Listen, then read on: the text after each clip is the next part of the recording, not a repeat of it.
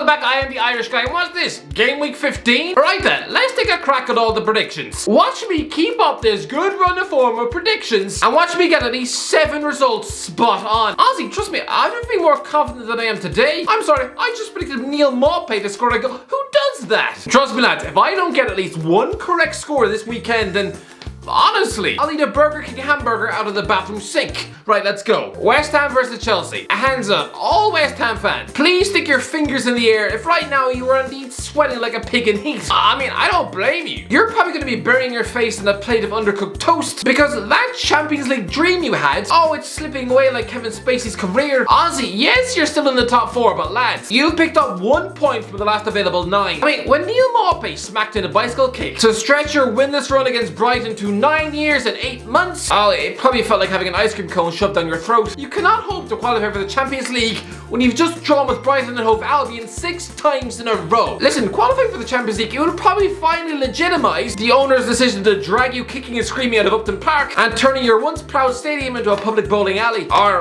whatever they've decided to do with it. I don't know, for all I know, Karen Brady has turned it into a 6-story Chuck E. Cheese. I mean, who knows? Qualifying for the Champions League is the only thing that's going to keep Declan Rice at your club beyond next summer. Trust me, I know he's about as loyal as Will Smith's wife. But yeah, West Ham are in pretty rubbish form. So here's a checklist of things that will happen on Sunday lunchtime. Romelu Lukaku will score his 12th goal against West Ham. Mason Mount and Declan Rice will share a joke after the match, with David Moyes very swiftly bearing the expression of a man who's just seen the Prime Minister make love to a pig. I'll go for a Thomas Tuchel masterclass and a 2-0 Chelsea win, with Lukaku and Ziyech scoring the goals. Just you watch. Newcastle versus Burnley. Newcastle versus Burnley. Is there any more unappetizing fixture in the Premier League than this? Burnley have visited St James's Park 3 times since February 2020, and 2 of them were stale, pudding muck 0-0 draws. Games so boring that all the fans probably left the stadium, considering taking interest in a new sport. Crazy well, even women's croquet would probably be more fun to watch than this. But listen, you cannot imagine the pressure sitting on Eddie Howe as he prepares to face his former club. Make no mistake about it, this man wants to be around Newcastle to spend fat chunks of cash. He wants to be there to challenge for the Europa League. But if the richest club on planet Earth wind up swallowed whole by relegation on your watch, oh, you're damn right to be stuffed back on his couch next summer in favour of, I don't know, Scott Parker, or maybe even the return of Rafa Benitez. Crazy Bob, even getting relegated under this regime, he'll be lucky not to get chopped up and immediately fed to the pigs. Crazy Bob, what do you think the ownership's motivation tools are? If Newcastle are stuck in the relegation zone by March, then no, the owners aren't going to stick up motivational posters of cats climbing a fence with the slogan, "Never give up." No, that won't be it. They'll probably take Eddie Howe's kids as ransom. Just keep them trapped in the attic of a Saudi Arabian airport until he wins a match. Listen, Burnley have only lost 1 game since mid-September, so this won't be easy. These teams have a combined 12 draws between them in the Premier League this season, so what do you think is going to happen? I know last season Burnley's defenders were chewed apart with the Flair, Valance and Maximin, and make no mistake about it, he'll be the best player on the pitch. Christ above, remember when everyone used to rave about Dwight McNeil? I think we've all realised now he's just Burnley's answer to Stuart Downing. But you know what? I'm going to go for a 1-1 draw, which will leave the frostbitten Geordies on the verge of going home that night to swallow a toaster. Southampton versus Brighton. Brighton are really starting to annoy me. They are 9th in the league. Somehow, am I the only one who don't think they deserve to be there? I'm sorry, but if you fail to win literally any of your last 9 Premier League games, then how the hell are you allowed to sit in the top half of the biggest league on the planet? It's just not a good look for the Premier League. This is the equivalent of walking through an elusive, prestigious 5-star nightclub in New York. You know, the type frequented by Arnold Schwarzenegger and Will Smith. And then suddenly, you find Gollum squatting in the attic. No, I'm sorry. Someone alert the Premier League bouncers quick. Please, someone grab Graham Potter by his ears and toss him down the stairs. Brighton, you are top half imposters, comfortably sitting inside the top half of the table despite the fact that you're in relegation form. It's been 75 days since this team won a goddamn game. Back when Manchester United were joint top of the league. Back when Everton under Rafa Benitez were level on points with Man City. When Arsenal were just 4 points above the relegation zone. Yes, a lot has changed. 9 games in your top half. This isn't fair. This is like finding out that someone has successfully cycled from Dublin to Paris after eating 3 steaks and drinking 2 bottles of whiskey. It makes no physical sense. You're in a relegation battle, I'm sorry, but you are. Nicking points is nice, but when you can't win a game, when you're just boring your fans to death with 3 0-0 draws, then no, you're not getting a win at Southampton either. Listen, Brighton dominate possession and they will again at Southampton. You'll cling on to about 60% of the ball, but what good is having possession when you've got the clinical edge of a toothbrush which has just been used to clean a pig's arse? This game is a 1-1 draw written all over it. Wolves versus Liverpool. Who's been the most impressive team in the Premier League this season? For me, it's Liverpool. Yes, they have slipped up in some games, but when they've been on it, no other team in Europe can live with them. 2 successive 5-0 wins on the road, one of which was at Old Trafford. They just scored 4 goals in each of the last 3 games. Lads, in total, they've netted 63 goals in all competitions. We're still 3 weeks out from Christmas. I'm sorry, but that is mental. Wolves are going to get utterly eaten alive here. I'm sorry, Bruno Lage, maybe just sit this one out. Spend this afternoon in bed because it's going to be horrible watching. It's going to be like watching the Human Centipede on loop. I'll go for Diogo Jota smacking in 2 goals against his former club in a 4-0 Liverpool win. Price if you're a Wolves fan, just take cover. Throw your TV in a bin, hide under the bed. This is like watching a Piers Morgan striptease. Honestly, you are getting utterly chewed alive to shreds. Watford versus Man City. Oh no. No. There is no more inevitable outcome in a Premier League match in history than Watford versus Manchester City. Listen, Claudio Ranieri once pipped the riches of Man City to the Premier League title when he had Dammy Simpson at right back. He'll always have that one over this club, but here, oh no. Man City have beaten Watford the last 14 times they played. The last game was a 4-0 win for Man City. The second last game, 8-0 win for Man City. And before that, a 6-0 win for Man City in the FA Cup final. Go back to 2017, there was another 6-0 win, just weeks after a 5-0 win. Both games at Vicarage Road. Honestly, Man City have traumatized this club so much, I'm surprised Elton John hasn't written a song about it. Ben Foster's injured for this game, and he'll be pleased. He sat out the FA Cup final too, and I'm pretty sure he was mightily relieved that it was actually Cirilo Gomez, who instead, at his self-respect, uses a dish rag live on the BBC. There will be a huge generational chunk of Man City fans who don't know what it's like to lose to Watford. It hasn't happened since March 1989. Since 2013, in this fixture, Man City have scored 50 goals to Watford's 6. It doesn't matter who the manager is, Jose Mourinho could be the Watford boss, and Pep Guardiola would still win this game. I'm sorry, but trying to beat this Manchester City midfield when you're relying on Tom Cleverley in midfield, oh no, this is going to be a devastating 6-0 City win. Yes, 6-0. It's going to be utterly horrendous. But once this happens, I'm going to look like an utter genius. Remember this. Clip this up on Twitter on Monday morning. 6-0 Man City win.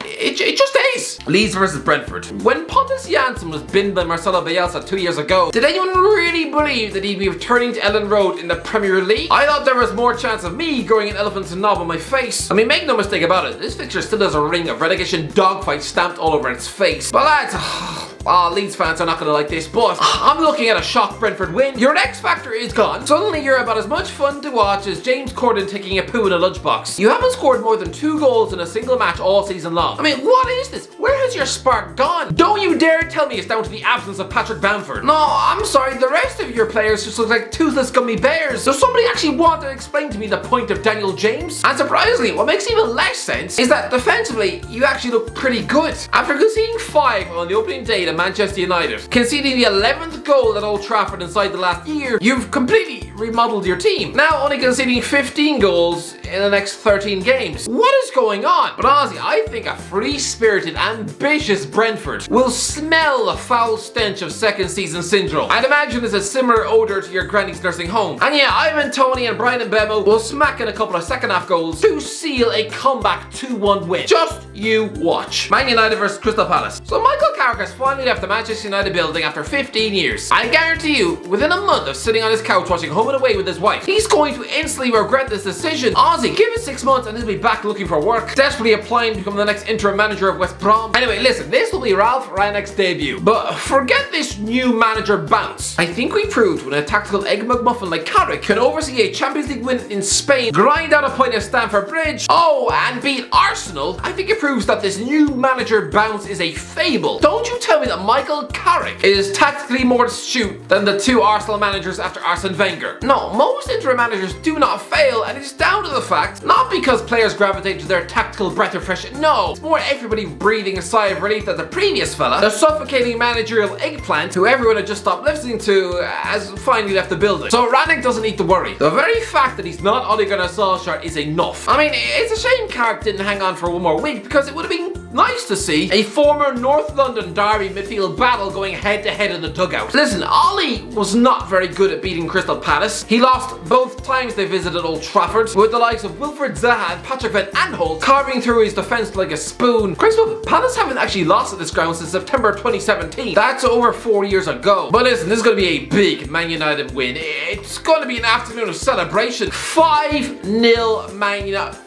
5-0 win. Palace are going to utterly crumble like a Kanye West marriage. Tottenham versus Norwich. Antonio Conte is going to achieve utterly nothing at Tottenham. I'm sorry, but just like how it was with Jose Mourinho, this is just going to be a complete waste of his time. Honestly, give it a year and he's probably going to leave the club with his stock slightly damaged, probably replacing Mourinho at Roma, who by then will have rebuilt his reputation to take the vacant gig at PSG. Don't look at me like that! But listen, Tottenham over the last 10 years have mostly spluttered against Norwich City. They've lost to the Canaries 4 times since April 2012. I mean, one of them was an FA Cup penalty shootout, but still, they look toothless, rudderless. They look about as threatening as an undercooked cheesecake. But you know what? This is my shock prediction of the week. Norwich are unbeaten in 4 games. They finally got belief breathed back into them by Dean Smith. And I'm going to predict that Billy Gilmore will have a midfield masterclass, making the likes of his Norwich predecessor Oliver Skip look every inch about as creative as a bag of chips. I'll predict Harry Kane is going to utterly freeze like a snowman against his former club, and Timus Pukki is going to steal a late 1-0 win. Make a note of this. Tottenham 0, Norwich City 1. It's going to happen. And don't tell me it won't.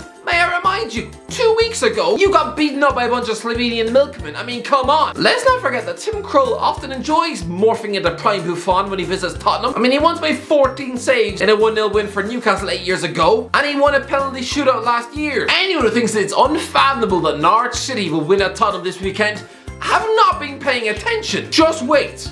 Spurs 0, Norwich 1. Aston Villa versus Leicester. Aston Villa versus Leicester. This used to be the big vain face-off between James Maddison and Jack Grealish. But he's since left for the City bench, so the game has lost a bit of its bite. But at least we've still got Steven Gerrard coming head-to-head with his former Old Firm enemy. Oh yeah, and the guy who once left him on the bench for games against Real Madrid and Man United. Unforgivable. Factor in the fact Stevie G has since complained about Brendan Rodgers' tactical naivety in that Liverpool title race, and the fact that Rodgers probably hasn't forgiven him for costing him the only Premier League title he'd have ever won as a manager. Make no mistake about it, that slip cost Brendan Rodgers a statue outside Anfield. So no, these two aren't going to be sharing a glass of wine in the office. I don't care what they say about each other in the press. I know there is a tension here to the point where they would gladly force each other to drink a champagne glass of each other's piss. Honestly, Gerrard probably hasn't even forgiven Rodgers for buying Mario Balotelli alone. I'm going to go for a Villa win. 3-1 Aston Villa in a game where once again Leicester defensively stumbled about like a plate of cat diarrhea. Everton versus Arsenal. To me, both these clubs have their managers mixed up. I've always said that once Arsene Wenger left Arsenal, the perfect fit for the job would have been Rafa Benitez, a man who knows what it's like to coach a massive underachieving club in England. And in this era of clubs appointing popular ex-pros as managers, then doesn't it make more sense for Mikel Arteta to have wound up at Everton? You know, where he actually played the best football of his career, instead of just being a water carrier for Mesut Ozil. Honestly, these men have got their jobs mixed up. But anyway, Arsenal are in a good run of form, while Everton are utter pig sick. The likes of Emile Smith-Rowe, Gabriel Martinelli and Bukayo Saka are going to utterly expose this Everton shoddy backline. I mean, poor old Seamus Coleman's going to look like he did after he lost at Luxembourg 6 months ago. This is the face of a man who desperately wishes that he just replaced Dani Alves at PSG when he'd had the chance. Although honestly, that transfer would have been weird. Replacing the most decorated footballer in the game